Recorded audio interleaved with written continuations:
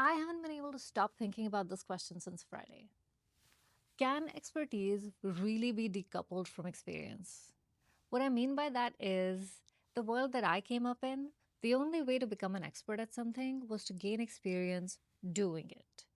And the more experience you had, the more of an expert you would become.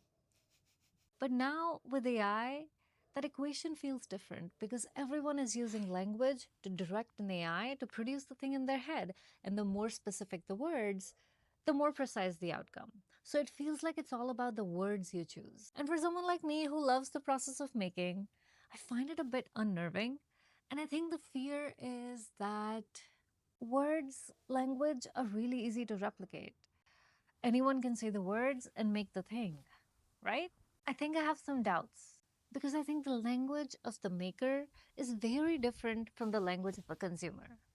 For example, a consumer might say, make this feel more premium, when a maker, a designer would say, tighten the hierarchy, reduce the visual noise, make this higher contrast.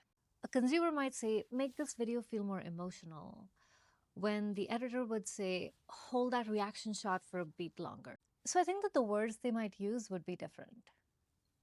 And I think it boils down to the experience of the maker versus the consumer for that same thing. So when the user of a product experiences it as seamless, it's because the makers really sweat the details on every seam of that experience.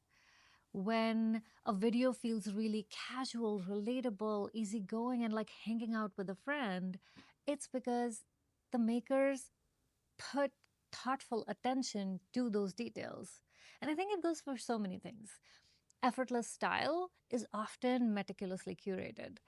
What reads as no makeup is the most skillful execution of makeup.